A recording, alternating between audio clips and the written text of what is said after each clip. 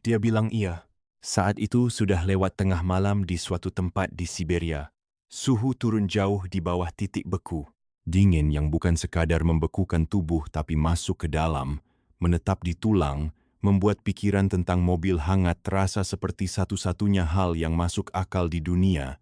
Dia sedang keluar. Mungkin merayakan sesuatu. Mungkin hanya ingin pulang ke rumah. Jalanan Angarsk di jam segitu sunyi, tapi tidak benar-benar kosong jalanan yang membuat orang menundukkan kepala, tidak mau buat kontak mata. Tempat di mana kekacauan Rusia pasca Soviet mengendap, jadi bahaya yang rendah tapi konstan. Tapi mobil polisi itu berbeda. Pria berseragam itu berbeda. Dia masuk ke dalam mobil. Dia tidak pernah sampai ke rumah. Tubuhnya ditemukan belakangan di hutan, atau di selokan, atau di jalan terpencil di luar kota. Luka-lukanya bercerita tentang sesuatu yang tidak ingin siapapun baca. Dia tidak mati dengan cepat. Apapun yang dia alami di momen-momen terakhirnya itu liar, sistematis, dan sama sekali tanpa belas kasihan. Ada luka tusukan, ada trauma benda tumpul. Detail yang tercatat dalam laporan polisi sangat klinis bahasa yang digunakan penyidik ketika kenyataan dari apa yang mereka gambarkan terlalu brutal untuk kata-kata biasa. Dia adalah satu dari puluhan korban. Dan selama bertahun-tahun, tidak ada yang menghubungkan titik-titik itu, karena pria yang bertanggung jawab memakai lencana, tahu cara kerja penyelidikan, dan paham persis bagaimana caranya menghilang kembali ke kehidupan normalnya. Ini adalah kisah Mikhail Popkov dijuluki si serigala jadi-jadian, dijuluki maniak Angarsk, mantan polisi Rusia yang selama hampir 2 dekade memburu perempuan-perempuan Siberia. Seorang pria yang di pagi hari menggandeng tangan putrinya dan di malam hari menjadi pemburu. Seorang pria yang jumlah korban pastinya mungkin tidak akan pernah sepenuhnya diketahui, tapi yang telah mengaku membunuh lebih dari 90 orang, menjadikannya bukan hanya pembunuh berantai paling produktif di Rusia era modern, tapi salah satu pembunuh berantai paling produktif dalam sejarah manusia yang tercatat. Ini adalah kisah tentang bagaimana dia melakukannya, bagaimana dia akhirnya tertangkap, dan apa yang kejahatan-kejahatannya ungkapkan tentang dunia yang membuatnya mungkin terjadi. Untuk memahami apa yang dilakukan Mikhail Popkov, kamu harus dulu memahami di mana dia melakukannya.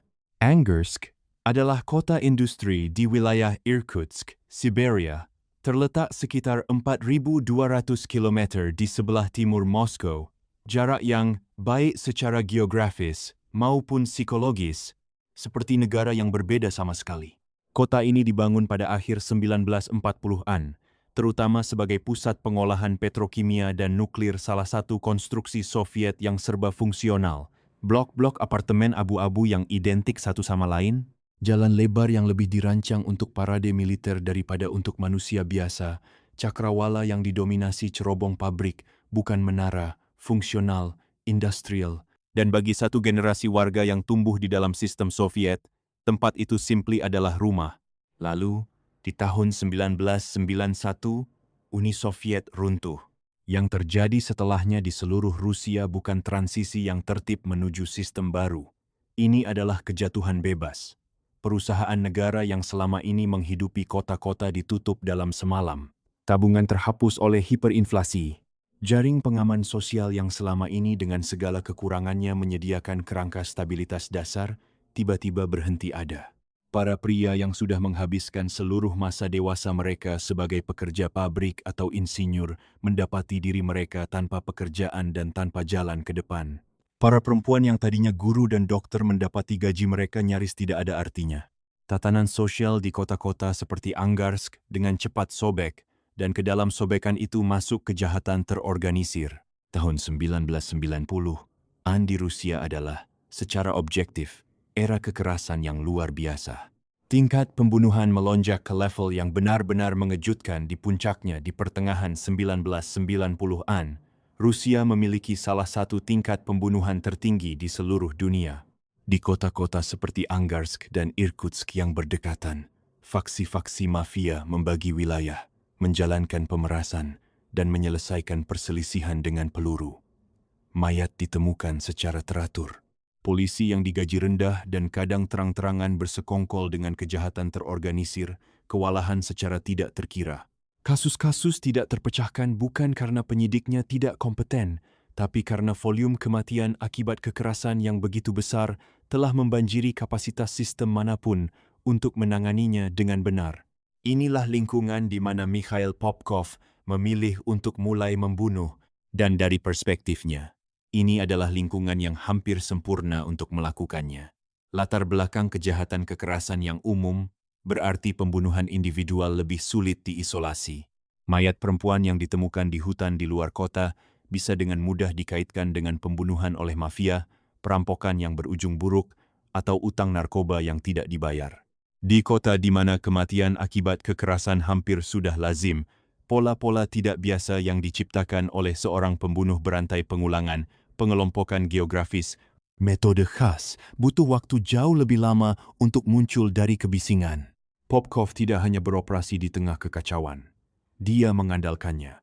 Dia menggunakannya sebagai penutup, sebagai kamuflase, sebagai latar di mana kejahatannya bisa tetap tak terlihat selama bertahun-tahun. Kota Angarsk di tahun 1990 juga dipenuhi alkohol. Runtuhnya struktur sosial Soviet telah menghasilkan ledakan minum-minuman keras, ketika para pria dan wanita di seluruh Rusia berpaling ke vodka sebagai obat bius terhadap guncangan dunia yang tiba-tiba tidak lagi masuk akal. Jalanan di malam hari dipenuhi orang yang sudah minum kadang banyak sekali, dan ini pun merupakan sesuatu yang dipahami dan dieksploitasi Popkov. Perempuan yang berjalan pulang sendirian di dini hari, mungkin goyah langkahnya, mungkin kurang waspada dari biasanya. Seorang pria ramah berseragam yang menawarkan tumpangan, logika untuk menerima sangat sederhana. Siapa yang menolak tawaran polisi? Geografi kota juga berpengaruh besar. Angarsk terletak di lanskap datar yang dipenuhi hutan lebat. Hanya dalam hitungan menit dari pinggiran kota, terbentang hamparan hutan birch dan pinus yang luas, jalan-jalan sepi, sungai yang membeku, dan jenis kesunyian total yang sangat menguntungkan bagi seorang pembunuh yang perlu membuang mayat. Popkov mengenal lanskap ini dengan sangat baik. Dia sudah mengemudi di sini selama bertahun-tahun, pertama sebagai polisi, kemudian sebagai petugas keamanan, selalu menggunakan mobilnya sendiri sebuah Niva, kendaraan gardan ganda domestik Rusia yang tangguh, diciptakan memang untuk medan seperti ini. Dia tahu jalan mana yang menuju ke padang terbuka, jalur mana yang menuju ke jurang, dan bagian hutan mana yang begitu terpencil, sehingga mayat bisa tidak ditemukan selama berbulan-bulan, bertahun-tahun, atau bahkan selamanya. Kota ini menciptakan kondisinya. Dekade itu menyediakan kedoknya. Dan satu orang tidak mencolok, metodis, mengenakan wajah seorang suami dan ayah yang berdedikasi melangkah masuk ke dalam ruang itu dan menjadikannya ladang perburuan. Mikhail Viktorovich Popkov lahir pada 7 Maret 1964 di kota Norilsk, tempat yang bahkan lebih terpencil dan lebih ekstrim dari Angarsk, sebuah kota yang dibangun di atas lapisan tanah permafrost di lingkaran Arktik, salah satu kota paling tercemar di dunia, terkenal dengan malam kutub yang bisa berlangsung berminggu-minggu dan suhu yang bisa turun hingga minus 50 derajat Celcius. Ini adalah kota yang secara harfiah dibangun oleh kerja paksa. Tenaga kerja pertamanya adalah para tahanan sistem Gulag Soviet, para pria dan wanita yang dipenjarakan dan dipekerjakan hingga mati di dingin subarktik untuk menambang deposit nikel dan tembaga di bawah tanah yang membeku. Masa kecil Popkov di Norilsk tidak banyak terdokumentasi dalam catatan terbuka, tapi apa yang dikumpulkan oleh para penyidik dan jurnalis menghadirkan gambaran yang, bila dipandang ke belakang, sulit diabaikan. Ibunya dilaporkan seorang alkoholik perempuan yang minumannya membuatnya mudah meledak, tidak bisa diprediksi, dan kadang kasar. Tumbuh dalam rumah tangga yang ditentukan oleh ketidakstabilannya itu, berarti menavigasi ketidakpastian setiap hari, sangat awal belajar membaca suhu emosi sebuah ruangan, mengantisipasi bahaya, dan menekan kebutuhan serta perasaan yang, jika diungkapkan, indikan, bisa memicu respons yang meledak-ledak. Inilah kondisi yang menghasilkan orang yang sangat pandai menampilkan satu wajah ke dunia sementara, menyembunyikan realitas interior yang sama sekali berbeda. Alexander Grishin, seorang psikiater di Angarsk, yang kemudian menganalisis kasus ini, berspekulasi bahwa Popkov mungkin menargetkan perempuan yang secara fisik menyerupai ibunya perempuan berbadan subur, paruh baya, yang karakteristiknya memicu kemarahan, yang telah dia tumpuk sepanjang hidup akibat pelecehan yang diterimanya. Apakah analisis itu tepat atau tidak? Pola korban-korbannya memang menunjukkan konsistensi tertentu. Perempuan yang keluar malam, perempuan yang sudah minum, perempuan yang dalam kerangka moral Popkov yang menyimpang, bisa dia kategorikan sebagai tidak layak, tidak bermoral, dan pantas untuk dihukum. Di suatu titik dalam masa dewasa awalnya, Popkov pindah ke Angarsk dan bergabung dengan kepolisian kota. Dia akhirnya mencapai pangkat letnan, bukan pangkat tinggi, tapi cukup fungsional untuk memberinya seragam, mobil, akses ke metode penyelidikan, dan yang paling krusial pengetahuan mendalam tentang cara kerja departemennya dari dalam. Dia menikah dengan seorang perempuan bernama Elena, yang juga bertugas di kepolisian. Pasangan ini dikaruniai seorang putri, Ekaterina. Dari semua penampakan luar, Mikhail Popkov adalah seorang kepala keluarga yang biasa-biasa saja tipe tetangga yang akan kamu deskripsikan sebagai pendiam, baik, dan normal. Elena Popkova, yang berbicara bertahun-tahun kemudian setelah hukumannya, menggambarkan pernikahan mereka sebagai bahagia. Dia bilang suaminya adalah kepala keluarga yang baik dan ayah yang penuh perhatian. Dia bercerita tentang piknik keluarga, malam-malam yang dihabiskan bersama, tentang seorang pria yang tidak menunjukkan tanda-tanda kegelapan yang saat itu sudah didokumentasikan secara menyeluruh oleh para penyidik. Ini bukanlah perlu dicatat penipuan yang disengaja di pihaknya. Para psikolog yang mempelajari jenis kriminal seperti ini secara konsisten menekankan betapa efektifnya individu-individu tertentu bisa mempertahankan pemisahan fungsional yang sempurna antara identitas publik dan perilaku pribadinya. Popkov bukan pembunuh pertama yang bersembunyi di balik kehidupan keluarga yang penuh kasih sayang, dan dia tidak akan menjadi yang terakhir. Yang memang terdokumentasi adalah bahwa selama masa jabatannya di kepolisian, Popkov memiliki akses ke intelijen polisi tentang pembunuhan-pembunuhan yang dia sendiri lakukan. Dia menghadiri briefing di mana para penyidik mendiskusikan kasus-kasus tersebut. Dia pasti tahu persis bukti apa yang ada, pola apa yang telah diidentifikasi, dan jalur penyelidikan apa yang sedang dikejar. Pengetahuan ini hampir pasti memungkinkannya untuk menyesuaikan metodenya lebih berhati-hati dalam meninggalkan bukti fisik, memvariasikan pendekatannya bila perlu, dan mengeksploitasi celah dalam pemahaman penyelidikan tentang apa yang sedang mereka hadapi. Dia meninggalkan kepolisian pada tahun 1998. Setelah keluar dari dinas, dia bekerja sebagai petugas keamanan. Tapi meninggalkan dinas tidak berarti berhenti membunuh. Bahkan, pola kejahatannya menunjukkan bahwa pada tahun 1998, dorongan untuk membunuh sudah begitu mengakar, begitu fundamental terhadap apapun yang menggerakkannya, sehingga tidak ada perubahan eksternal dalam keadaan hidup yang bisa menghentikannya. Dia terus mengemudi, dia terus berburu, dan mayat-mayat terus menumpuk di hutan-hutan dan selokan-selokan di luar Angarsk. Darah pertama, tahunnya adalah 1992. Uni Soviet baru saja tidak ada selama 12 bulan. Guncangan akibat keruntuhannya masih terasa segar dan mentah di seluruh Rusia dan di Angarsk, seperti di setiap kota, ritme kehidupan sehari-hari sudah sangat terganggu, kejahatan meningkat, sumber daya polisi direntangkan ke segala arah. Dan di suatu waktu pada tahun itu, Mikhail Popkov mengendarai mobilnya ke sebuah tempat yang sudah dia pilih sebelumnya dan dia melakukan pembunuhan pertamanya. Para penyidik kemudian menetapkan bahwa pembunuhan-pembunuhan paling awalnya terjadi di dalam dan sekitar Angarsk itu sendiri di kawasan industri di tepi kota, di hutan-hutan yang menghimpit pinggiran kota, di sepanjang jalan-jalan yang menghubungkan kota dengan kota-kota kecil di sekitarnya. Metodenya dalam tahun-tahun pertama ini konsisten dengan apa yang akan tetap berlaku sepanjang karier pembunuhannya, meski frekuensinya meningkat dan jangkauan geografisnya meluas. Dia menargetkan perempuan yang sendirian, biasanya di malam hari, sering setelah mereka minum. Dia menawarkan tumpangan.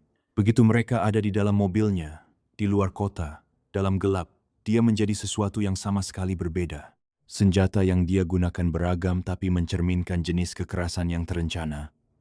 Kapak, pisau, obeng, dalam beberapa kasus, tali jerat. Pilihan senjata pada momen tertentu mungkin sebagian bersifat oportunistik apapun yang ada padanya, apapun yang diizinkan oleh situasi. Tapi polanya mengungkapkan seorang pria yang sepenuhnya nyaman dengan realitas fisik dari apa yang dia lakukan. Ini bukan kekerasan meledak yang lahir dari kemarahan mendadak. Ini metodis, disengaja. Luka-luka yang didokumentasikan pada banyak korbannya sangat ekstrim, banyak luka tusukan, trauma benda tumpul, mutilasi. Para penyidik nantinya akan mendokumentasikan kasus di mana korban mengalami lebih dari 100 luka individual. Selama beberapa tahun pertama pembunuhannya, mayat-mayat ditemukan tersebar di area yang luas. Beberapa ditemukan dengan cepat, yang lain terbaring di hutan selama berbulan-bulan sebelum ditemukan. Kondisi dekomposisi di musim dingin Siberia di mana suhu bisa mengawetkan mayat hampir tanpa batas berarti dalam beberapa kasus, menetapkan waktu kematian yang tepat sangat sulit dilakukan. Setiap kasus diselidiki secara terpisah. Polisi Angarsk sedang menghadapi tingkat pembunuhan keseluruhan yang tinggi dan pembunuhan-pembunuhan awal yang kemudian diidentifikasi sebagai pekerjaan Popkov diserap ke dalam kekacauan umum kejahatan kekerasan di kota itu. Apa yang tidak segera dilihat para penyidik tidak bisa dengan mudah dilihat, mengingat volume kasus dan sifat catatan yang terfragmentasi adalah pola yang mendasarinya. Konsistensi metode, geografi, profil korban, hampir semua perempuan, berusia dari pertengahan belasan tahun hingga pertengahan 40-an. Sebagian besar ditemukan di hutan atau lokasi luar ruangan terpencil, terbunuh dengan senjata genggam, banyak yang menunjukkan tanda-tanda pelecehan seksual sebelum kematian. Ada satu bukti fisik yang akhirnya akan terbukti menentukan, meski butuh 2 dekade lagi bagi para penyidik untuk memahami signifikansinya. Di berbagai tempat kejadian perkara, foto-foto yang diambil oleh tim forensik menunjukkan jejak ban di tanah dekat para korban, jejak ban spesifik yang ditinggalkan oleh sebuah Niva, kendaraan Garden ganda buatan, dalam negeri Rusia. Saat itu, detail ini dicatat dan kemudian diabaikan. Ada banyak sekali pemilik Niva di Angarsk.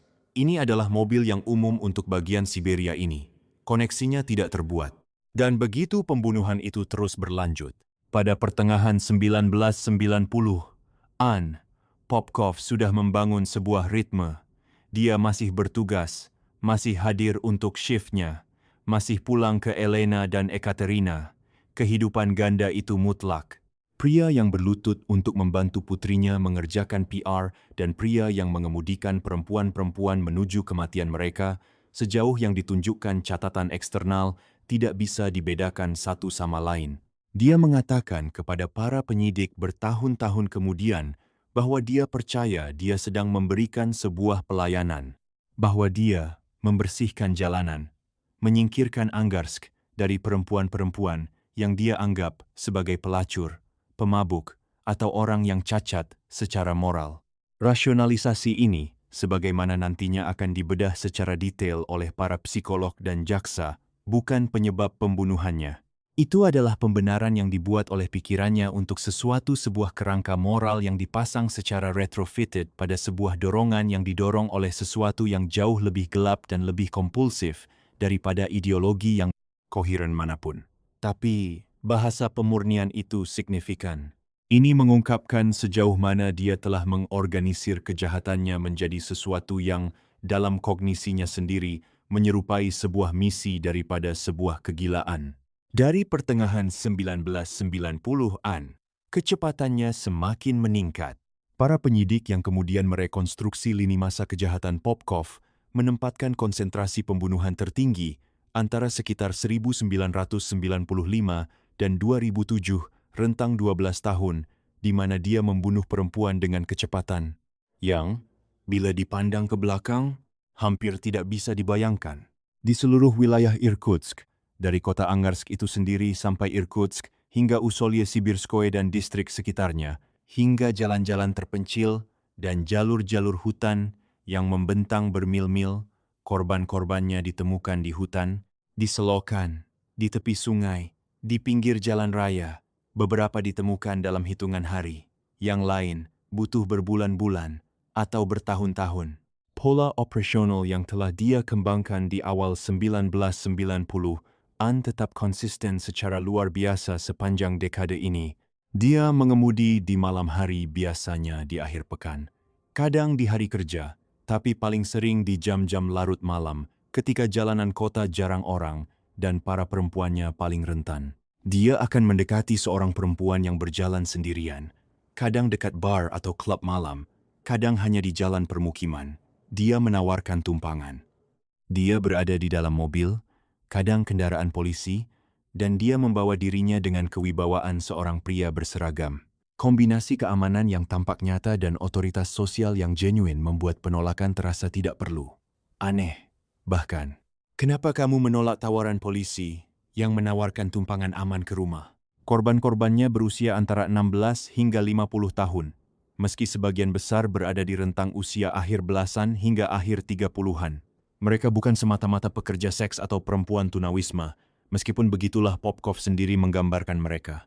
Mereka termasuk pelajar, pekerja pabrik, pelayan toko, ibu-ibu rumah tangga, perempuan yang kebetulan berada di tempat yang salah pada waktu yang salah. Perempuan yang keputusannya menerima tumpangan dari pria yang telah mereka kondisikan untuk dipercaya sebagai figur berwenang menempatkan mereka dalam genggamannya. Narasi pembersihan yang dia bangun di sekitar kejahatannya adalah kebohongan yang dia ceritakan kepada dirinya sendiri, kategorisasi yang nyaman yang sangat jauh dari kehidupan nyata, perempuan-perempuan yang dia bunuh. Begitu di luar kota, geografi bekerja menguntungkannya. Hutan-hutan yang mengelilingi Angarsk lebat dan luas, jalan-jalan yang menuju ke dalamnya tidak bertanda dan tidak terawat. Di musim dingin, mayat yang diletakkan di hutan lebat bisa tertutup salju dalam hitungan jam dan praktis tidak terlihat selama berbulan-bulan. Popkov mengenal jalur-jalur ini dengan sangat baik.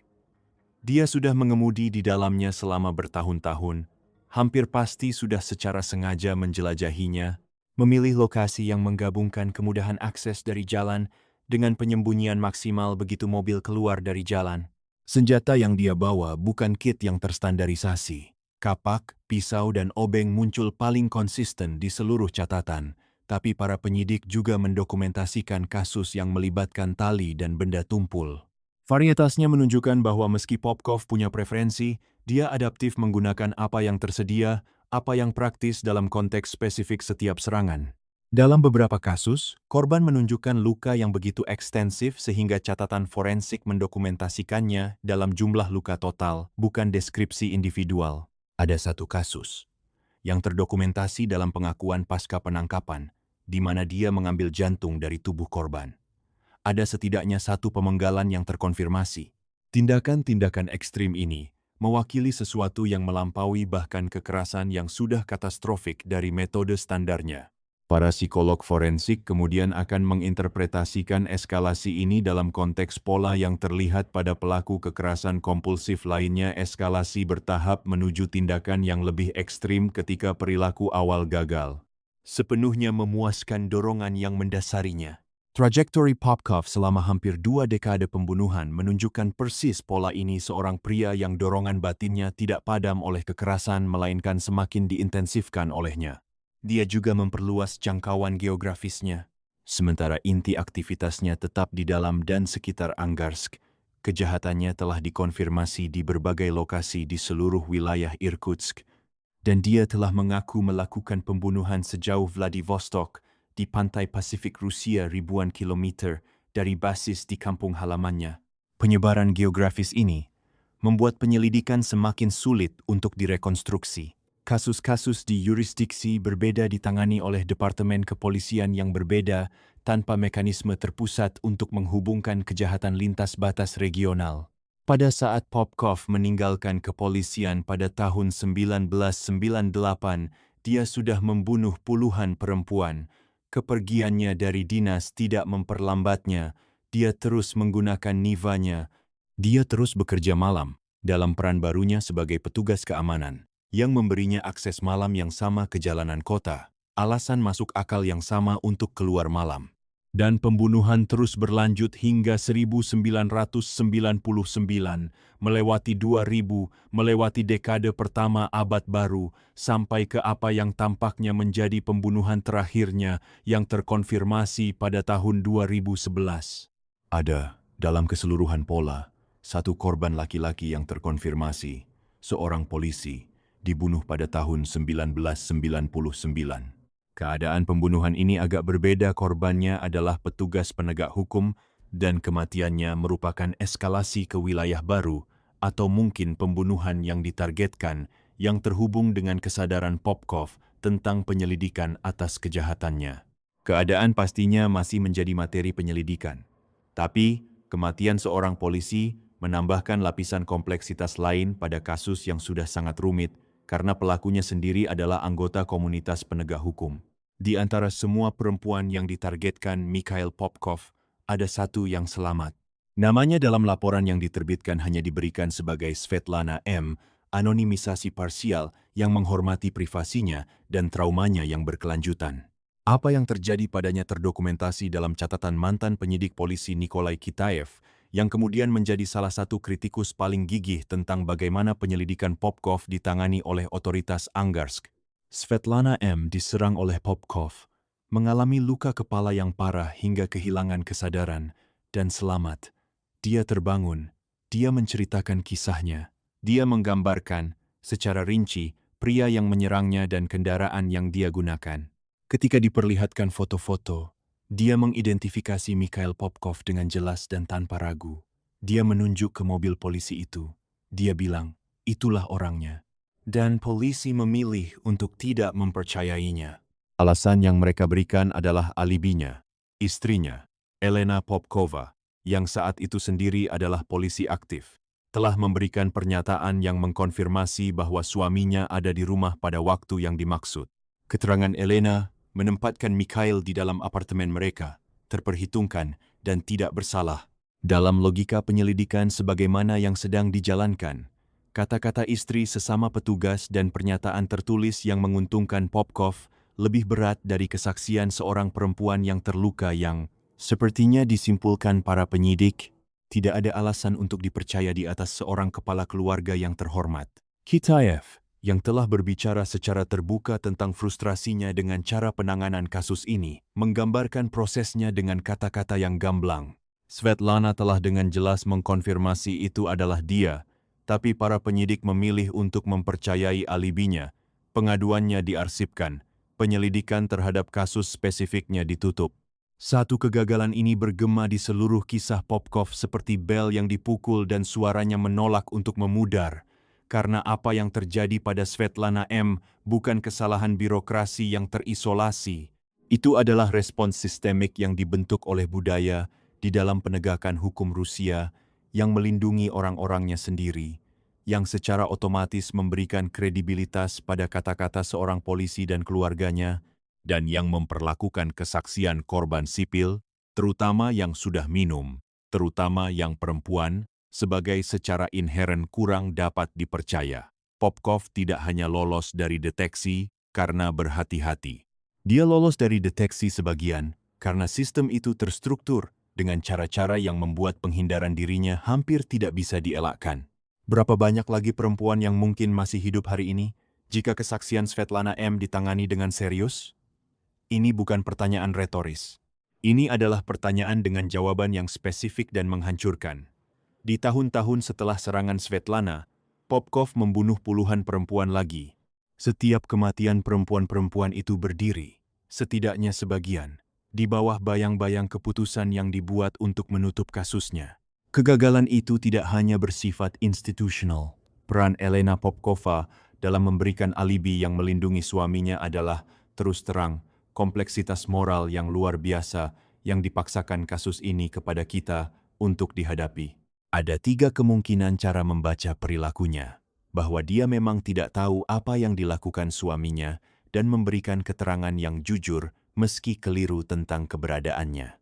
Bahwa dia memiliki kecurigaan yang tidak siap dia hadapi atau ungkapkan, atau bahwa dia tahu lebih dari yang pernah dia akui secara publik.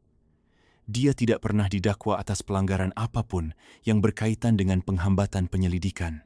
Dalam pernyataan publiknya sendiri yang dibuat setelah hukuman Popkov, dia menyatakan bahwa dia percaya suaminya tidak bersalah, bahwa dia telah mendukungnya sepanjang persidangan, bahwa dia telah mengunjunginya dalam tahanan, dan bahwa dia telah memberitahu putri mereka bahwa semua tuduhan adalah dongeng belaka.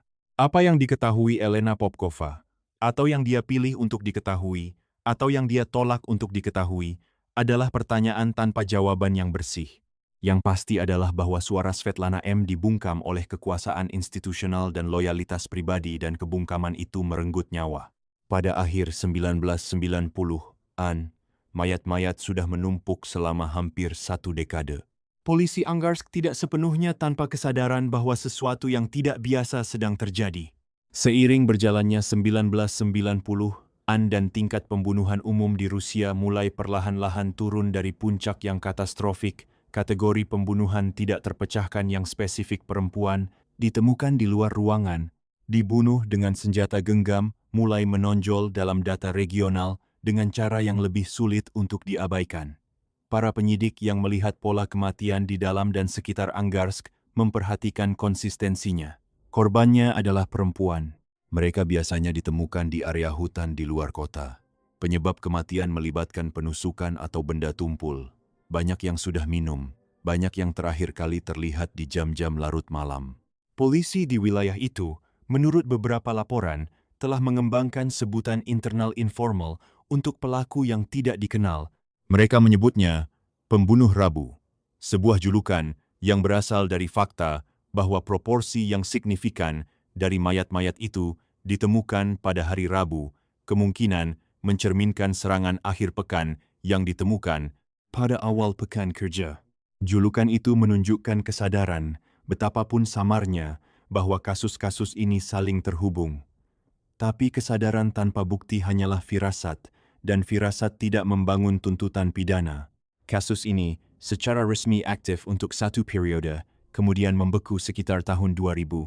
Para penyidik telah mengumpulkan sejumlah besar berkas kasus individual. Akhirnya, ketika penyelidikan penuh dibuka kembali lebih dari 1 dekade kemudian, para detektif mempelajari lebih dari 350 kasus pidana dan penyelidikan terpisah untuk merekonstruksi pola dan mengidentifikasi metode khas yang menghubungkan pembunuhan-pembunuhan ke satu pelaku. 350 kasus. Bobot administratif dari angka itu saja memberikan gambaran tentang skala lingkungan kejahatan kekerasan di mana Popkov beroperasi dan yang telah memberikannya penyembunyian yang begitu efektif. Penyelidikan yang membeku bukan berarti dilupakan. Penyidik-penyidik tertentu terus mengerjakan kasus-kasus itu atau kembali ke sana secara berkala. Pembunuhan-pembunuhan itu tidak pernah berhenti menghasilkan keluarga yang menginginkan jawaban, rekan-rekan yang mencatat keanehan tertentu, detektif dengan insting yang belum bisa mereka dukung dengan bukti. Mantan penyidik Nikolai Kitaev sudah lama percaya bahwa pelakunya terhubung dengan penegakan hukum bukan sebagai kemungkinan spekulatif, tapi sebagai kesimpulan yang beralasan berdasarkan pola dalam bukti. Popkov tahu cara menjaga tempat kejadian perkara. Dia tahu bukti fisik mana yang penting. Dia tahu kapan harus berhenti, kapan harus pindah, kapan harus mengubah pendekatannya. Kejahatan-kejahatan itu memiliki ciri khas seseorang yang memahami penyelidikan forensik dari dalam. Kecurigaan ini dibagikan pada berbagai tingkat kepastian oleh orang-orang lain dalam komunitas penyidik regional. Tapi kecurigaan yang diarahkan pada seorang kolega mantan kolega saat itu membutuhkan standar pembuktian yang sangat berbeda sebelum tindakan resmi apapun bisa diambil. Dalam sebuah departemen di mana loyalitas terhadap sesama petugas adalah nilai budaya yang nyata, menyarankan bahwa maniak Angarsk mungkin adalah salah satu dari mereka sendiri bukanlah teori yang akan dimajukan tanpa bukti yang luar biasa untuk mendukungnya. Sepanjang tahun 2000-an, pembunuhan terus berlanjut. Popkov tidak lagi menjadi polisi, tapi dia masih ada di Angarsk, masih mengemudi mobilnya, masih beroperasi dengan kepercayaan diri seorang pria yang sudah membunuh selama lebih dari 1 dekade dan tidak pernah diselidiki secara serius. Kesenjangan antara bukti yang tersedia bagi para penyidik dan kenyataan tentang apa yang sedang terjadi sangat besar, dan Popkov mengisi kesenjangan itu dengan kecermatan yang teliti. Satu detail yang berbicara tentang lamanya karier pembunuhannya adalah jangkauan geografis kejahatan-kejahatan yang dikonfirmasi sangat luas. Kasus-kasus yang dikaitkan dengannya membentang di seluruh wilayah Irkutsk, dari Angarsk ke Irkutsk ke Usolye-Sibirskoye, dan seterusnya.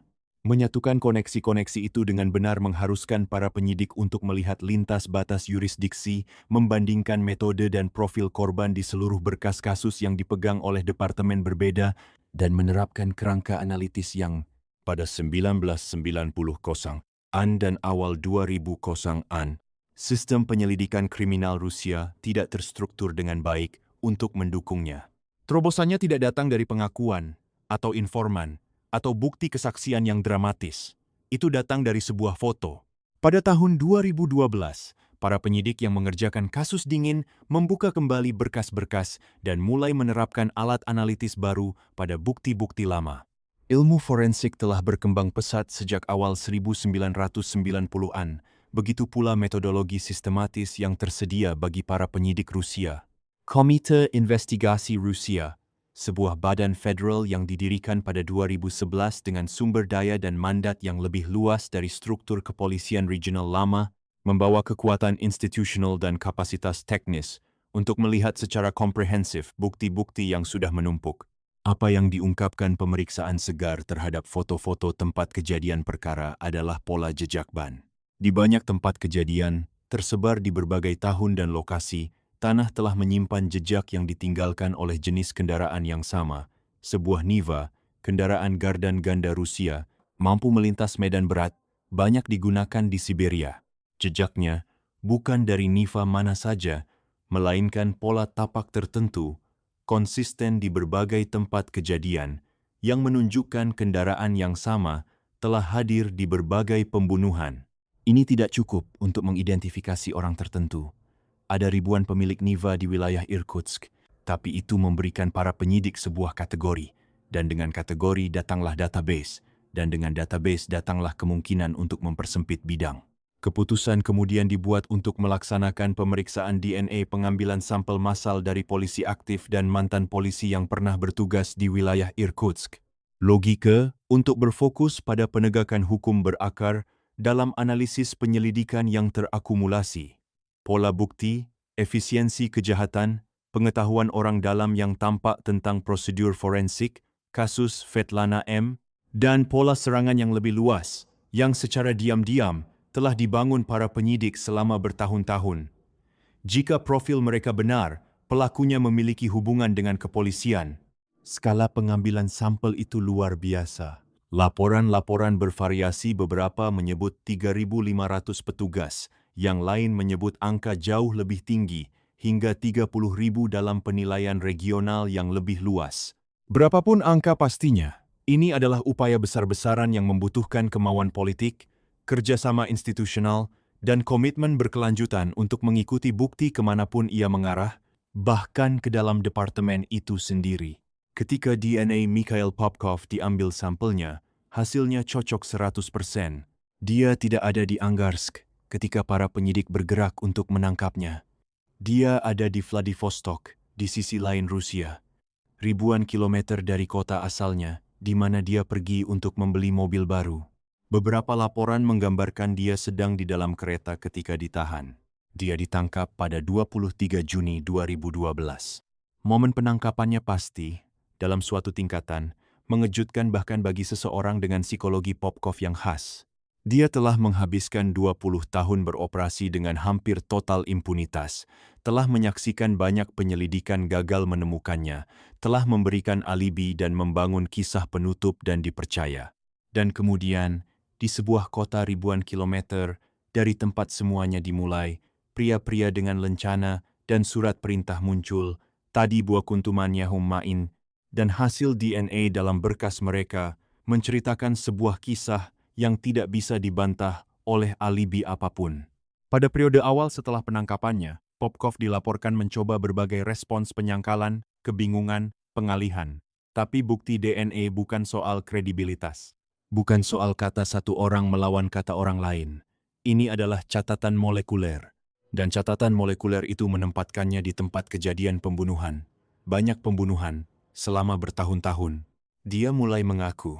Pengakuan-pengakuan itu tidak datang sekaligus. Mereka datang secara bertahap dalam sesi-sesi dengan para penyidik selama berminggu-minggu dan berbulan-bulan dan akhirnya bertahun-tahun. Penyidik Evgeny Karchevsky yang memimpin strategi interogasi dilaporkan mengambil pendekatan yang berakar pada hubungan psikologis daripada konfrontasi membangun jenis hubungan profesional dengan Popkov yang memungkinkannya untuk bicara, menjelaskan, menguraikan. Popkov cerdas. Dia memiliki pengetahuan profesional tentang interogasi. Pendekatan agresif standard mungkin akan menghasilkan pembungkaman. Pendekatan yang sebenarnya diambil menghasilkan sesuatu yang jauh lebih luas. Seorang pelaku yang tidak hanya mulai mengakui pembunuhan-pembunuhan, tapi membimbing para penyidik ke lokasi-lokasi pemakaman, menggambarkan metode secara detail operasional, dan dalam beberapa kasus mengantar para penyidik ke sisa-sisa yang tidak pernah ditemukan sebelumnya. Ini bukan penyesalan. Yang ditampilkan Popkov di berbagai laporan adalah sesuatu yang lebih mendekati semacam kebanggaan profesional, kesediaan, bahkan keantusiasan untuk menunjukkan ruang lingkup dan presisi dari apa yang telah dia lakukan. Dia mengingat detail-detail spesifik dari pembunuhan-pembunuhan individual yang hanya bisa dia ketahui sebagai pelakunya. Dia mengingat karakteristik fisik para korban, apa yang mereka kenakan, di mana tepatnya dia meninggalkan tubuh-tubuh mereka. Dia, dalam kesaksiannya sendiri, sangat teliti. Persidangan pertama dimulai pada 2014 dan berakhir dengan vonis pada 19 Januari 2015. Dalam proses awal itu, Popkov dinyatakan bersalah atas 22 pembunuhan dan 2 percobaan pembunuhan kasus-kasus yang saat itu telah disiapkan oleh para penyidik dengan bukti yang cukup untuk mengajukan dakwaan resmi. Dia dijatuhi hukuman penjara seumur hidup untuk dijalani di fasilitas keamanan tinggi. Hukuman itu adalah yang paling berat yang tersedia di bawah hukum Rusia. Federasi Rusia secara efektif telah memberlakukan moratorium pada hukuman mati setelah komitmennya kepada Dewan Eropa, yang berarti penjara seumur hidup adalah batas tertinggi hukuman yang bisa dijatuhkan pengadilan. Vonis itu menjadi berita internasional. Pembunuh berantai paling produktif Rusia, mantan polisi, akhirnya dihukum. Tapi 22 kasus hanyalah permulaan. Antara 2015 dan persidangan kedua, Popkov terus mengaku, skala apa yang dia akui terus bertumbuh di setiap sesi. Para penyidik membawanya kembali ke lapangan secara harfiah. Dia membawa mereka ke hutan-hutan di luar Angarsk dan menunjukkan kepada mereka di mana dia telah menguburkan orang-orang atau meninggalkan mereka atau menyembunyikan bukti. Kasus-kasus baru dibuka. Keluarga-keluarga baru mendapat telepon dari para penyidik yang mengajukan pertanyaan tentang kerabat yang menghilang bertahun-tahun, kadang puluhan tahun sebelumnya. Proses mengkonfirmasi setiap pengakuan baru, mengumpulkan bukti fisik yang menguatkan, dan membangun kasus yang bisa dituntut, membutuhkan bertahun-tahun kerja penyelidikan yang intensif. Pada saat persidangan kedua dimulai pada Januari 2018, Popkov telah mengaku atas 59 pembunuhan tambahan. Penuntutan mampu membuktikan 56 dari 59 itu kepada kepuasan pengadilan untuk 3 sisanya. Bukti yang tersedia tidak mencapai ambang batas yang diperlukan untuk pemidanaan. Vonis datang pada 9 Desember 2018. Bersalah atas 56 pembunuhan, ditambah 3 percobaan pembunuhan. Hukuman penjara seumur hidup kedua dijatuhkan untuk dijalani bersamaan dengan yang pertama. Dia juga secara resmi dilucuti pangkat militernya Letnan II dan dicabut pensiunnya sebagai mantan petugas penegak hukum. Catatan pemidanaan gabungan pada saat itu mencapai 78 pembunuhan yang terkonfirmasi. Tapi, pengakuan-pengakuan masih terus berdatangan. Pada tahun-tahun antara 2018 dan 2023, Popkov terus memberikan informasi baru kepada para penyidik yang berujung pada dakwaan tambahan dan proses persidangan tambahan. Pada November 2022, sebuah pengadilan menambahkan pemidanaan lebih lanjut ke catatannya atas pembunuhan-pembunuhan yang dilakukan pada 1997 1998, dan 2003. Tambahan 10 tahun ditambahkan pada hukumannya, angka yang sebagian besar simbolis mengingat dia sudah menjalani 2 hukuman seumur hidup, tapi signifikan dalam hal akuntansi hukum formal atas kejahatannya. Pada saat ini, total pembunuhan yang terkonfirmasi dan didakwakan telah tumbuh menjadi lebih dari 80. Dan, kemudian, pengakuan-pengakuan itu terus berlanjut. Pada tahun 2020, dakwaan baru diajukan terkait pembunuhan pada Juli 1995 yang melibatkan seorang perempuan yang sampai saat itu terdaftar sebagai hilang, bukan terkonfirmasi meninggal. Popkov menggambarkan keadaannya dalam sesi penyelidikan. Dia mengajaknya masuk ke mobilnya di Jalan Karl Marx di Angarsk. Mereka mengemudi bersama, berhenti untuk membeli minuman keras, melanjutkan perjalanan keluar kota, dan kemudian dia memukulnya saat bertengkar dan membunuhnya. Kebanalisan yang metodis dari keterangannya, detail-detail kecil yang biasa dari apa yang mendahului setiap pembunuhan, kekhususan ingatannya menurut semua laporan, sangat menggelisahkan para penyidik yang mendengarnya. Pada tahun 2025, Popkov telah mengaku atas pembunuhan ke-90, kemudian ke-91, dan ke-92. Setiap pengakuan baru membutuhkan proses penyelidikan baru, kolaborasi, pengumpulan bukti, dakwaan resmi, dan dalam kebanyakan kasus, proses pengadilan baru. Kasus ini telah, dalam artian yang paling teknis, berjalan sejak penangkapannya pada 2012. Sebuah proses hukum yang berlangsung lebih dari 1 dekade, yang terus menghasilkan pengungkapan baru, seiring Popkov terus berbicara. Pengakuan-pengakuannya yang paling baru, hingga awal 2025, termasuk mengakui pembunuhan seorang petugas kebersihan pada 2011, memukulnya dengan kapak dan membakar tubuhnya, dan pencekikan 2 perempuan di dekat pabrik elektromekanik Angarsk pada 2008, yang dia katakan sedang berada di bawah pengaruh narkoba dan yang bertengkar dengannya sebelum dia membunuh mereka dengan tali. Jangkauan geografis pengakuan-pengakuannya yang terbaru meluas hingga Vladivostok, yang mengisyaratkan bahwa ruang lingkup penuh karier pembunuhannya mungkin meluas bahkan lebih jauh dari kasus-kasus yang berpusat di Irkutsk yang membentuk inti investigasi awal. Apakah ada korban-korban lebih lanjut yang kasusnya belum dibuka adalah pertanyaan yang tampaknya diperlakukan oleh para penyidik sebagai kemungkinan nyata, bukan kemungkinan yang jauh. Sementara Mikhail Popkov duduk dalam tahanan dan kemudian dipenjara, keluarganya menghadapi kenyataan yang tidak bisa sepenuhnya dijabarkan oleh kerangka psikologis manapun. Elena Popkova, istrinya, mantan polisi seperti dirinya, menjadi salah satu figur yang paling terlihat secara publik yang dikaitkan dengan kasusnya, meski bukan dengan cara yang mungkin dia bayangkan. Setelah pemidanaan awal pada 2015, Elena memberikan wawancara kepada media Rusia, di mana dia mempertahankan ketidakbersalahan suaminya. Dia menggambarkannya sebagai suami dan ayah yang sempurna. Dia mengatakan dia mengunjunginya dalam tahanan, dan bahwa dia telah memberitahu putri mereka bahwa semua yang dituduhkan padanya adalah rekayasa. Dongeng belaka, dalam kata-katanya sendiri, yang disampaikan melalui putri mereka Katia. Putri mereka Ekaterina, seorang guru matematika, menggemakan posisi ibunya. Dia menggambarkan dirinya secara publik masih sebagai anak ayah.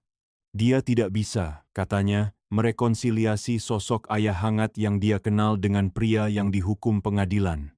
Disonansi antara figur kekeluargaan yang hangat yang dia tumbuh bersamanya dan kejahatan-kejahatan yang dikaitkan dengannya adalah, baginya, tidak bisa diatasi bukan karena buktinya tidak jelas, tapi karena logika emosional dalam menerima kebenaran itu adalah, secara wajar, menghancurkan.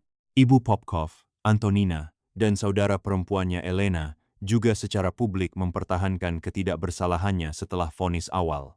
Saudara perempuannya menggambarkan dia sebagai seseorang yang tidak mungkin melakukan kejahatan seperti itu, bahwa pria yang mereka kenal tidak bisa menjadi pria yang digambarkan di pengadilan. Loyalitas-loyalitas ini, yang diungkapkan secara terbuka dan dengan penuh perasaan, mencerminkan sesuatu yang nyata tentang bagaimana Popkov mempresentasikan dirinya kepada orang-orang terdekatnya. Dia bukan pria yang membiarkan kebenaran tentang dirinya sendiri bocor ke dalam hubungan-hubungannya.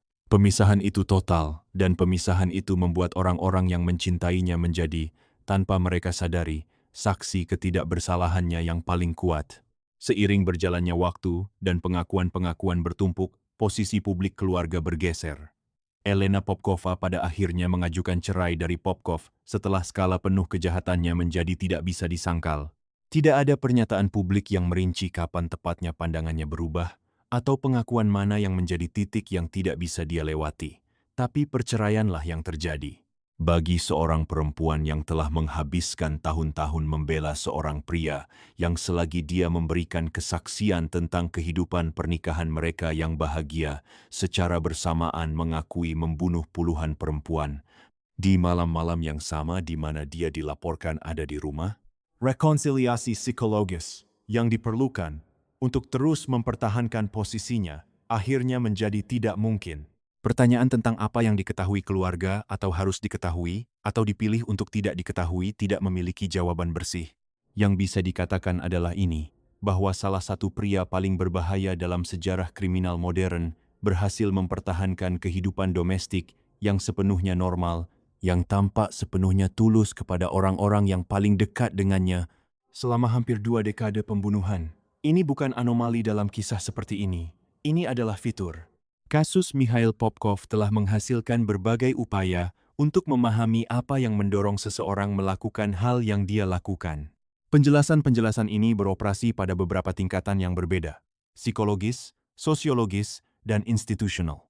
Tidak ada satu penjelasan yang memadai, tapi bersama-sama, mereka membentuk gambaran yang meskipun tidak lengkap, setidaknya lebih jujur daripada penggambaran media yang biasanya mereduksi pembunuh berantai menjadi monster yang sederhana dan tidak bisa dijelaskan. Di tingkat psikologis, profil Popkov konsisten dengan pola yang didokumentasikan dalam penelitian tentang pembunuh berantai yang melakukan kejahatan kompulsif berulang. Masa kecil yang tidak stabil, paparan terhadap kekerasan, ibu yang kasar, faktor-faktor ini tidak esmas menyebabkan seseorang menjadi pembunuh dalam pengertian deterministik langsung. Jutaan orang tumbuh dalam kondisi yang jauh lebih buruk dan tidak membunuh siapapun. Tapi faktor-faktor ini berkontribusi dalam beberapa kombinasi dengan biologi dan pengalaman dan pilihan pada perkembangan seseorang yang telah belajar mengkompartementalisasi pengalaman internal dengan cara yang ekstrim, yang mengembangkan sistem kepercayaan yang melegitimasi kekerasan sebagai respons terhadap dorongan internal, dan yang bisa mempertahankan presentasi eksternal normal, bahkan ketika perilakunya semakin jauh dari norma yang diterima. Alexander Grishin, psikiater yang memeriksa Popkov, menemukan dia tidak mengidap psikosis tidak dalam pengertian yang biasanya dipahami oleh istilah itu. Popkov tahu apa yang dia lakukan. Dia tahu itu salah secara hukum. Tapi dia tidak merasakan hal itu sebagai salah secara moral karena dia telah membangun kerangka kognitif pembersihan yang memungkinkannya mengkategorikan korban-korbannya sebagai tidak layak perlindungan. Ini adalah ciri khas apa yang para psikolog sebut sebagai psikopati atau gangguan kepribadian antisosial, bukan ketidakmampuan untuk memahami realitas, tapi ketidakmampuan untuk merasakan empati dengan cara yang memodulasi perilaku. Tapi psikologi tidak menjelaskan mengapa Siberia, mengapa 1992, mengapa selama 2 dekade. Untuk itu kamu membutuhkan sosiologi. Konteks sosial dari kejahatan Popkov tidak bisa dipisahkan dari sejarahnya. Runtuhnya Uni Soviet menciptakan kondisi yang, seperti telah dijelaskan sebelumnya, memberikan kedok yang nyaris sempurna bagi seseorang dengan disposisi untuk melakukan kejahatan kekerasan berulang. Tapi ini lebih dari sekadar kedok. Keruntuhan itu juga menghancurkan mekanisme sosial yang, dalam masyarakat yang berfungsi, memberikan tekanan terhadap perilaku menyimpang. Ketika negara tidak berfungsi, ketika polisi korup atau kewalahan, ketika kepercayaan dalam institusi runtuh, penghalang terhadap kekerasan yang bergantung pada kepercayaan institusional itu ikut runtuh juga.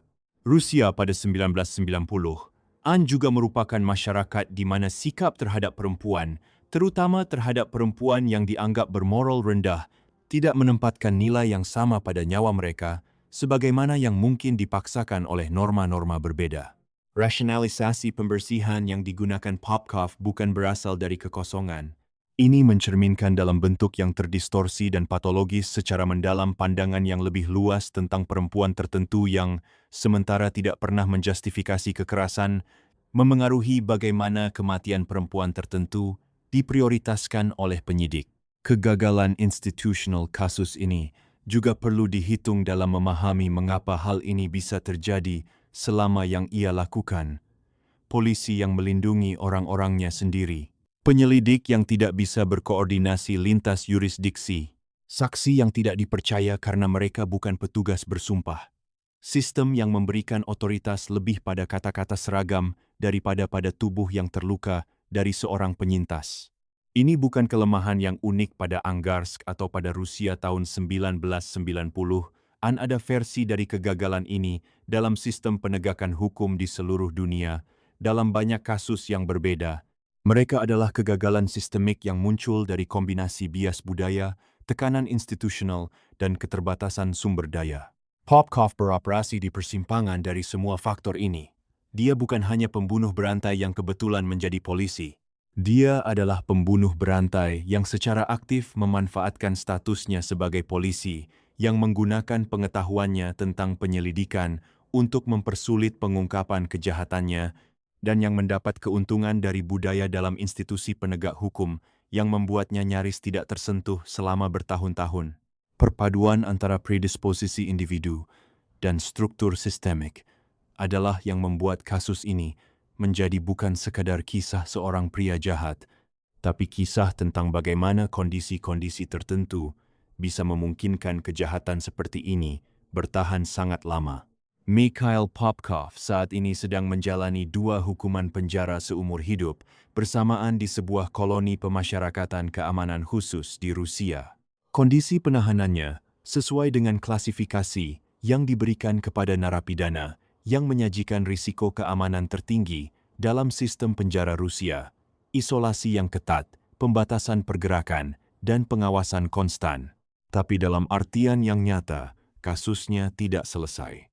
Pengakuan-pengakuan masih terus berdatangan. Penyidik masih menindaklanjuti informasi baru. Mayat-mayat masih ditemukan berdasarkan petunjuk yang dia berikan. Proses pengadilan, berdasarkan dakwaan baru, masih sedang berlangsung. Ini bukan situasi di mana penangkapan dan pemidanaan membawa penutupan bersih. Ini adalah kasus yang, karena skala kejahatannya dan karena sifat kemauan Popkov untuk terus mengungkapkan informasi baru, terus berkembang bahkan 1 dekade lebih setelah hukumannya. Keluarga-keluarga dari korban yang belum teridentifikasi, dan menurut sebagian penyidik, mungkin ada terus menunggu. Ada perempuan-perempuan yang terdaftar sebagai hilang di Irkutsk dan di kabupaten-kabupaten sekitarnya sejak 1990-an dan 2000-an yang kasusnya mungkin belum pernah dihubungkan dengan Popkov. Mungkin tidak pernah. Sifat dari apa yang dia lakukan, pembuangan tubuh di hutan-hutan terpencil, di kondisi musim dingin yang bisa mengawetkan atau menghancurkan bukti secara tidak terduga, berarti bahwa beberapa kejahatannya mungkin tidak pernah bisa dikonfirmasi secara hukum, bahkan jika dia mengakuinya. Pertanyaan tentang jumlah korban yang sebenarnya tidak bisa dijawab dengan pasti. Popkov sendiri telah memberikan jumlah yang berbeda-beda di berbagai titik, sebuah indikasi baik bahwa dia sedang mengukur apa yang dia ungkapkan berdasarkan kalkulus yang hanya dia sendiri yang mengerti, atau bahwa detail dari tindak kekerasan yang dilakukan selama hampir 2 dekade tidak terekam dalam ingatannya dengan cara yang menghasilkan penghitungan yang tepat. Konfirmasi hukum yang sudah ditetapkan lebih dari 80 pembunuhan menempatkannya di antara pembunuh berantai paling produktif yang pernah terdokumentasi dimanapun di dunia. Ada satu pertanyaan terakhir yang diajukan oleh kasus ini yang tidak memiliki jawaban yang memuaskan. Mengapa dia masih berbicara? Mengapa, bertahun-tahun setelah penangkapannya, dengan 2 hukuman seumur hidup yang sudah dijatuhkan dan tidak ada keuntungan hukum yang realistis yang bisa diperoleh dari pengakuan lebih lanjut, Mikhail Popkov terus menginformasikan kepada para penyidik tentang pembunuhan-pembunuhan baru, mengantar mereka ke lokasi-lokasi baru, memberikan detail yang membuka kasus-kasus baru. Para psikolog yang mempelajari kriminal semacam ini menawarkan beberapa kemungkinan jawaban. Yang paling umum adalah bahwa pengakuan-pengakuan tersebut merupakan bentuk kontrol, satu-satunya bentuk kontrol yang tersisa bagi seseorang yang kebebasan fisiknya telah dicabut sepenuhnya. Dengan mengungkapkan informasi secara selektif, dengan memilih apa dan kapan dan berapa banyak yang diungkapkan, Popkov mempertahankan suatu bentuk kekuasaan atas penyelidikan, atas sistem yang menahannya, dan atas narasi publik tentang kejahatannya. Dia yang memutuskan kapan kasus baru dibuka. Dia yang memutuskan keluarga mana yang mendapat jawaban dan kapan. Ini bukan kemurahan hati. Ini adalah kontrol dalam bentuk yang terakhir tersedia baginya. Ada juga kemungkinan bahwa narasi pembersihan yang dia bangun di sekitar kejahatannya terus memberikan dalam pikirannya sendiri yang terdistorsi sesuatu yang menyerupai makna atau misi. Bahwa terus berbicara tentang apa yang dia lakukan adalah cara untuk menegaskan kembali bahwa apa yang dilakukannya penting, bahwa itu menghitung, bahwa hidupnya bahkan sekarang dalam isolasi penjara adalah hidup dari seseorang yang melakukan sesuatu yang signifikan di dunia. Atau mungkin penjelasannya lebih sederhana dan lebih gelap dari itu, bahwa dia berbicara karena mengingat sangat memuaskan baginya, dan bahwa memandu para penyidik ke sisa-sisa dari perempuan yang dia bunuh adalah cara untuk mengunjungi kembali apa yang dia lakukan satu kali lagi. Tidak ada cara untuk mengetahui mana dari penjelasan ini yang paling dekat dengan kebenaran. Mungkin semuanya mengandung sebagian kebenaran. Mungkin tidak ada yang melakukannya. Pikiran Mikhail Popkov tidak bisa diakses dari luar dengan cara yang memungkinkan pertanyaan seperti itu dijawab secara pasti. Yang bisa diakses yang telah terdokumentasi, diverifikasi, dihukum adalah fakta tentang apa yang dia lakukan.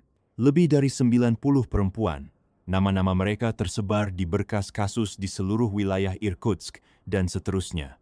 Masing-masing dari mereka memiliki kehidupan yang terpotong. Ketika seseorang yang seharusnya melindungi mereka memutuskan, malam demi malam selama hampir 2 dekade, bahwa hidupnya lebih kecil nilainya daripada keinginannya.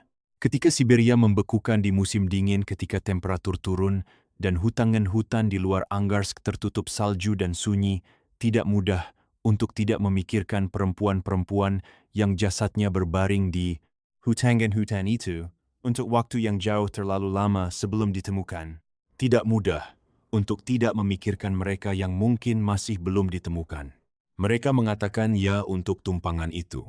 Dan tidak ada seorang pun yang seharusnya membayar harga seperti itu untuk sebuah keputusan yang masuk akal, yang manusiawi, dan yang sepenuhnya wajar. Saudara perempuannya menggambarkan hukuman seumur hidup sebagai tragedi bagi keluarga dan mengatakan keluarga terkejut dan ingin tahu darinya apakah kejahatan-kejahatan itu benar-benar terjadi. Respons keluarga Front Persatuan dalam penyangkalan, penolakan kolektif untuk menerima apa yang sudah ditetapkan oleh pengadilan, bukti DNA, dan pengakuan Popkov sendiri bisa dipahami secara psikologis dalam pengertian manusiawi, meski sulit diterima secara moral. Yang lebih meresahkan dan lebih kompleks adalah pertanyaan tentang kesaksian alibi Elena. Setidaknya dalam satu kasus yang terdokumentasi, kasus Svetlana M. Elena Popkova memberikan alibi untuk suaminya yang diterima oleh para penyidik, menghentikan penyelidikan yang mungkin seharusnya berujung pada penangkapannya bertahun-tahun lebih awal. Apakah dia tahu? Apakah dia curiga? Apakah dia memberikan alibi itu dengan kesadaran tentang apa yang mampu dilakukan suaminya, atau apakah dia hanya mempercayainya ketika dia pulang malam itu dan memberitahunya bahwa dia sudah ada di rumah sepanjang waktu? Tidak ada dakwaan terhadap Elena Popkova dalam catatan. Tidak ada bukti bahwa dia secara aktif berpartisipasi atau memfasilitasi kejahatannya. Tapi alibi yang dia berikan baik dengan sengaja palsu atau secara tulus keliru memiliki konsekuensi nyata. Kasus Svetlana M. ditutup. Mikhail Popkov terus mengemudi dan perempuan-perempuan terus mati. Pengalaman keluarga Popkov adalah, dengan caranya sendiri, semacam tragedi sekunder kerusakan jaminan dari kehidupan ganda seorang monster. Putri yang tumbuh bersama ayah yang penuh kasih sayang, istri yang percaya dia mengenal pria yang dinikahinya, ibu dan saudara perempuan yang tidak bisa menemukan dalam kenangan mereka tentangnya jangkar apapun Untuk apa yang telah ditemukan pengadilan, semuanya ditinggalkan dengan pertanyaan yang tidak memiliki jawaban yang memuaskan. Bagaimana kamu berduka atas kehilangan seseorang yang kamu temukan ternyata tidak pernah sepenuhnya seperti yang kamu yakini? Pemeriksaan psikologis dan psikiatri yang diperintahkan pengadilan terhadap Mikhail Popkov mencapai kesimpulan yang telah dikutip dalam hampir setiap laporan tentang kasus ini. Dia dinyatakan waras. Ini bukan, seperti yang mungkin tampak pada awalnya, sebuah kontradiksi. Temuan kewarasan di bawah hukum pidana Rusia berarti secara khusus bahwa Popkov mampu memahami sifat tindakannya, mampu membedakan antara benar dan salah, dan mampu mengendalikan perilakunya.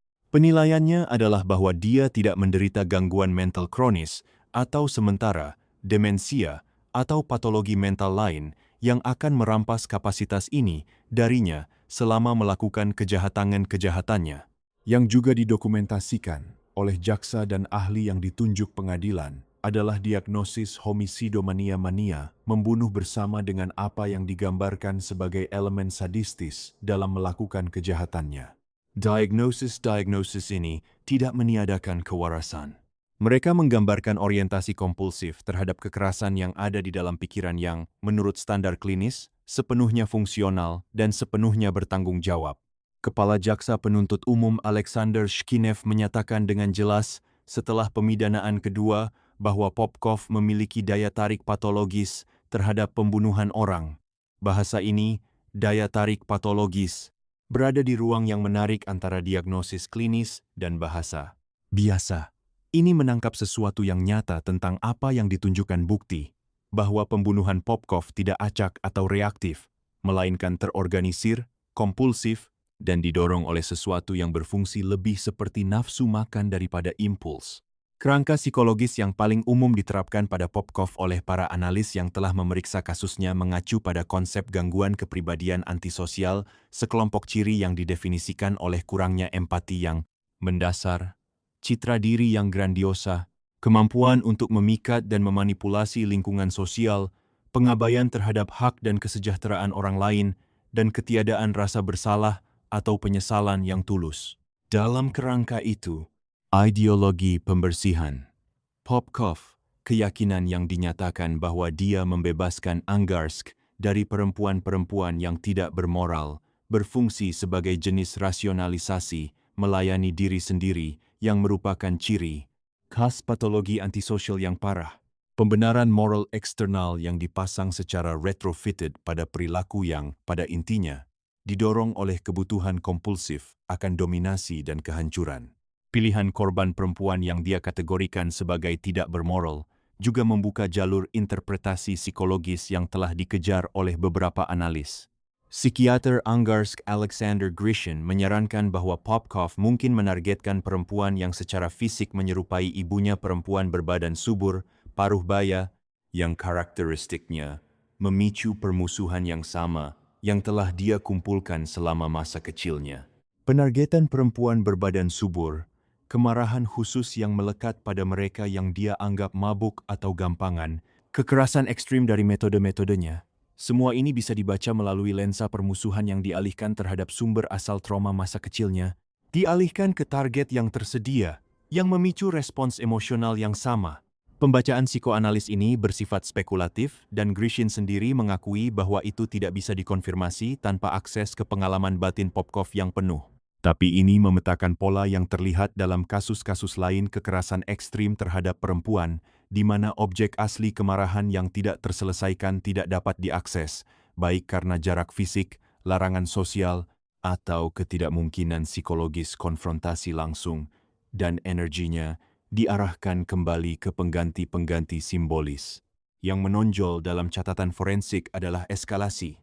Pembunuhan-pembunuhan paling awal, meskipun sudah sangat kekerasan secara katastrofik, diikuti selama beberapa dekade oleh kasus-kasus yang melibatkan tindakan-tindakan yang semakin ekstrim, mutilasi, pemenggalan kepala, pengambilan organ. Dalam psikologi pelaku kekerasan kompulsif, eskalasi ini terdokumentasi dengan baik. Setiap tindakan gagal pada akhirnya untuk sepenuhnya memuaskan dorongan yang mendasarinya, dan tindakan berikutnya karena itu harus lebih ekstrim untuk mencapai efek yang sama. Lintasan Popkov selama hampir 2 dekade pembunuhan menunjukkan persis pola ini, seorang pria yang dorongan batinnya tidak padam oleh kekerasan melainkan semakin diintensifkan olehnya. Sikapnya di penjara dan selama sesi pengakuan juga menambahkan lapisan pada potret psikologis. Berbagai laporan menggambarkan dia tenang, artikulatif, dan tepat. Dia tidak menunjukkan ekspresi yang khas dari seseorang dalam tekanan psikologis akut. Dia mengingat detail-detail pembunuhan individual dengan kekhususan dan kepercayaan diri yang menunjukkan bahwa dia telah mengorganisir kenangan-kenangan ini dengan hati-hati, telah mengunjunginya kembali, telah mempertahankan inventaris pribadi tentang apa yang telah dia lakukan. Kesediaannya untuk mengantar para penyidik ke jenazah-jenazah, untuk menggambarkan metode-metode secara detail operasional terperinci, untuk mengkonfirmasi kasus demi kasus perilaku ini, telah ditafsirkan oleh beberapa analis sebagai bentuk kontrol yang berkelanjutan, cara untuk mengelola penyelidikan dari dalam penjaranya, untuk tetap sentral dalam kasus bahkan setelah kebebasannya telah pergi. Dalam konteks kriminologi Rusia yang lebih luas, kasus Popkov berada di kedekatan yang tidak nyaman dengan kasus Andrei Chikatilo, pembunuh berantai era Soviet, yang memperkosa dan membunuh lebih dari 50 orang, antara 1978 dan 1990 sebelum penangkapannya pada 1990. Chikatilo juga dinyatakan waras. Dia juga menargetkan individu-individu rentan yang bisa dipikat ke lokasi-lokasi terpencil. Dia juga anggota masyarakat yang fungsional, pria yang sudah menikah, seorang guru, seseorang yang dikenal tetangganya sebagai biasa-biasa saja. Paralel-paralelnya tidak nyaman, dan mereka menunjukkan sesuatu tentang struktur jenis kekerasan tertentu yang melampaui psikologi individual dan menyentuh pertanyaan-pertanyaan yang lebih luas tentang kondisi sosial di mana pria-pria seperti itu diproduksi dan dipertahankan. Popkov melampaui jumlah korban Chikatilo. Dia kini berdiri sebagai pembunuh berantai terkonfirmasi paling produktif dalam sejarah Rusia dan Soviet. Kisah Mikhail Popkov adalah, pada intinya, kisah tentang predasi individual, tapi itu juga, tak terelakkan, kisah tentang kegagalan institusional. Departemen Kepolisian di Angarsk tidak kompeten berdasarkan standar dari apa yang dihadapinya. Para penyidik yang bekerja pada 1990-an menghadapi volume kejahatan kekerasan yang luar biasa, sumber daya yang terbatas, dan kota yang mengalami gangguan sosial yang mendalam. Keputusan untuk menutup kasus Svetlana M., meski menghancurkan dalam retrospeksi, dibuat dalam budaya institusional tertentu pada saat tertentu. Budaya yang memprioritaskan kata-kata petugas aktif atas kesaksian korban sipil, yang memperlakukan kesaksian alibi dari pasangan sesama petugas sebagai hal yang menentukan dan yang secara struktural cenderung menemukan resolusi yang paling nyaman secara administratif untuk kasus apapun yang diberikan. Tidak ada satupun dari ini yang merupakan pembenaran. Tapi ini adalah penjelasan dan perbedaannya penting, karena memahami faktor-faktor sistemik yang memungkinkan Popkov beroperasi selama 20 tahun adalah apa yang memungkinkan untuk mengidentifikasi reformasi-reformasi yang mungkin mencegah yang berikutnya. Kegagalan paling mendasar adalah perlakuan terhadap Svetlana M. Kesaksiannya jelas. Dia mengidentifikasi Popkov melalui foto. Dia menggambarkan mobilnya. Keterangan seorang penyintas yang ditawarkan secara jelas dan konsisten adalah salah satu bentuk bukti paling signifikan yang tersedia dalam penyelidikan kejahatan kekerasan. Keputusan untuk mengesampingkan kesaksian itu berdasarkan alibi seorang istri dalam kasus di mana dugaan pelakunya adalah sesama petugas mewakili bias institusional yang begitu mendalam sehingga mencapai kegagalan struktural dari penyelidikan itu sendiri. Kegagalan yang lebih luas adalah dalam manajemen kasus. 350 berkas kasus terpisah yang terakumulasi selama bertahun-tahun di berbagai yurisdiksi tanpa mekanisme sistematis untuk mengidentifikasi koneksi di antara mereka. Kondisi yang sama yang membuat Angarsk pada 1990-an menjadi lingkungan sulit untuk diselidiki tingkat kejahatan tinggi. Polisi kewalahan. Catatan terfragmentasi juga menciptakan celah-celah di mana seorang pembunuh yang metodis bisa lolos tidak terdeteksi. Identifikasi pembunuh berantai modern bergantung pada jenis analisis lintas kasus, lintas yurisdiksi yang tidak tersedia atau tidak diterapkan secara sistematis oleh para penyidik yang mengerjakan kasus-kasus ini secara real-time.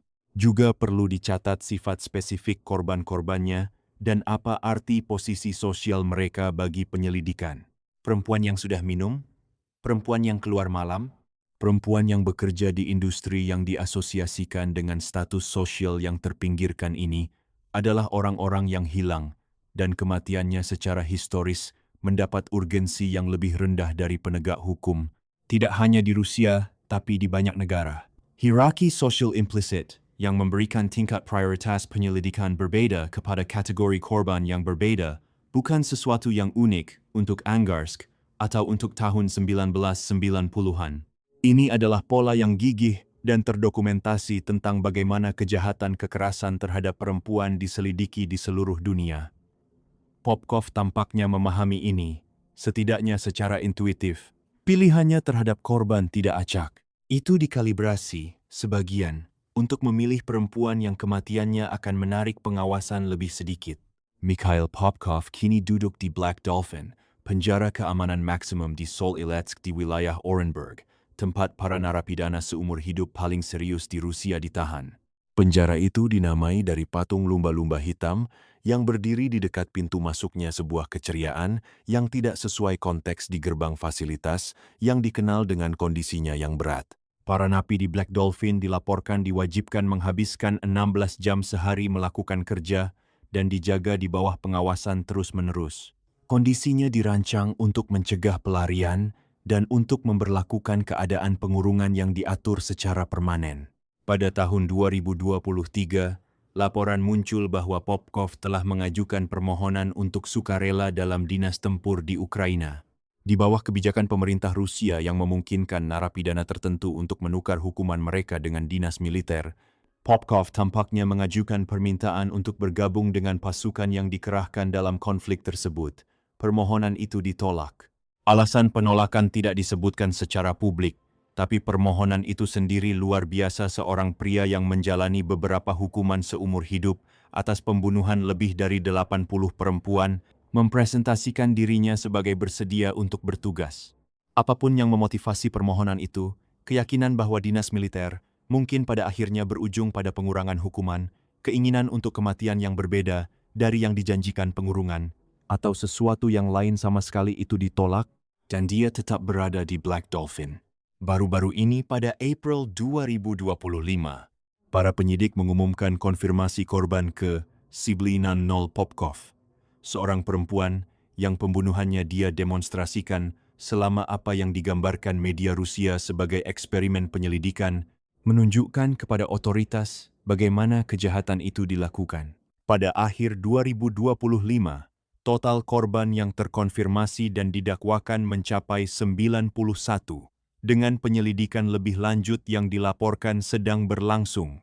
Angkanya telah menjadi, pada titik ini, hampir terabstraksi dari realitas manusia individual dari setiap kasus, tapi penting untuk menolak abstraksi itu karena setiap angka mewakili seorang perempuan dengan nama, keluarga, kehidupan yang diakhiri dengan kekerasan di sebuah hutan di luar Angarsk atau di suatu tempat di sepanjang jalan-jalan dingin dan luas Siberia. Keluarga-keluarga korbannya harus mengatasi puluhan tahun kesedihan yang diperumit oleh ketidakpastian. Selama bertahun-tahun, banyak dari mereka tidak tahu dengan pasti apa yang telah terjadi pada perempuan yang mereka cintai. Beberapa diberitahu bahwa kerabat mereka hilang. Yang lain diberikan informasi yang tidak lengkap atau tidak benar. Proses pengakuan Popkov yang sedang berlangsung telah membawa beberapa keluarga itu jawaban-jawaban spesifik dan mengerikan tentang di mana, kapan, dan bagaimana yang sudah mereka tunggu-tunggu selama bertahun-tahun. Apakah jawaban-jawaban itu membawa sesuatu yang menyerupai resolusi adalah pertanyaan yang sepenuhnya milik keluarga-keluarga itu? Dan satu pertanyaan yang tidak bisa dijawab oleh pengamat luar manapun untuk mereka? Apa yang ditinggalkan kasus Popkov, di luar kesedihan individual dan pertanggungjawaban institusional, adalah pertanyaan tentang bagaimana sebuah masyarakat menghasilkan dan mempertahankan jenis kekerasan ini. Bukan pertanyaan tentang patologi individual kombinasi khusus trauma masa kecil, psikologi kompulsif, dan kekosongan moral yang menghasilkan Mikhail Popkov secara spesifik, tapi pertanyaan struktural yang lebih luas. Kondisi apa yang memungkinkan seorang pria membunuh puluhan orang selama 2 dekade tanpa dihentikan? Nilai-nilai apa? Praktik-praktik apa? Pengaturan-pengaturan institusional apa yang memungkinkan jenis impunitas itu? Jawabannya tidak nyaman. Mereka melibatkan pertanyaan-pertanyaan tentang bagaimana kesaksian perempuan diperlakukan, tentang bagaimana budaya penegakan hukum menangani akuntabilitas internal, tentang apa yang terjadi ketika orang-orang yang ditugaskan untuk melindungi sebuah komunitas adalah orang-orang dari siapa komunitas itu perlu perlindungan, tentang cara kekacauan akibat gejolak sosial dan politik menciptakan ruang di mana kekerasan bisa berkembang biak tanpa terdeteksi. Mikhail Popkov adalah, menurut catatan hukum yang terkonfirmasi, pembunuh berantai paling produktif dalam sejarah Rusia dan Soviet. Dia melampaui Chikatilo. Dia melampaui setiap kasus lain dalam catatan resmi. Dia melakukan kejahatan-kejahatan ini mengenakan lencana dan mengemudi mobil polisi, ditopang oleh sistem yang mempercayainya dan oleh budaya yang tidak memandang cukup dekat. Dia kini berusia 61 tahun, dikurung seumur hidup, masih sesekali memberikan pengakuan-pengakuan baru, masih membimbing para penyidik ke bukti-bukti yang belum mereka temukan. Penyelidikan yang dimulai dengan penangkapannya pada Juni 2012 belum berakhir. Mungkin tidak akan pernah sepenuhnya berakhir. Hutan di luar Angarsak sangat luas, dan apa yang terbaring di dalamnya belum semuanya terhitung. Para perempuan Angarsk layak mendapatkan yang lebih baik. Mereka layak mendapat kepolisian yang akan menganggap serius kematian mereka, para penyidik yang akan mengikuti bukti kemanapun ia mengarah, institusi-institusi yang akan memperlakukan kehidupan mereka sebagai sama-sama layak dilindungi. Kegagalan-kegagalan yang membiarkan Mikhail Popkov beroperasi selama 20 tahun tidak tak terhindarkan. Mereka adalah produk dari pilihan-pilihan sistemik, cultural, individual yang bisa saja dibuat secara berbeda. Nama-nama korbannya tidak semuanya diketahui. Beberapa tetap tidak teridentifikasi. Beberapa masih tercatat dalam berkas-berkas kasus dingin di suatu tempat hanya sebagai hilang. Anonimitas itu sendiri adalah semacam ketidakadilan penghinaan terakhir yang diderita oleh perempuan-perempuan yang hidupnya direnggut oleh seorang pria yang percaya bahwa dia berhak untuk memutuskan nilai mereka. Mereka tidak layak mendapatkan apa yang terjadi pada mereka, dan mereka layak untuk dikenang. Jika kisah ini memengaruhimu, jika kamu mendapati dirimu memikirkan perempuan-perempuan dalam halaman-halaman ini, tentang sistem-sistem yang gagal mereka, tentang pertanyaan-pertanyaan yang ditinggalkan oleh kematian mereka, tanpa jawaban, maka bawa pertanyaan-pertanyaan itu ke depan. Bicarakan ini. Dorong balik terhadap struktur-struktur yang masih, di terlalu banyak tempat, memperlakukan korban tertentu sebagai kurang terlihat dari yang lain. Dan jika kamu ingin tetap bersama kami, saat kami terus menceritakan kisah-kisah ini, yang layak untuk diceritakan, yang menolak penjelasan-penjelasan, yang mudah maka berlangganan, dan kami akan terus melanjutkan perjalanan ini bersama.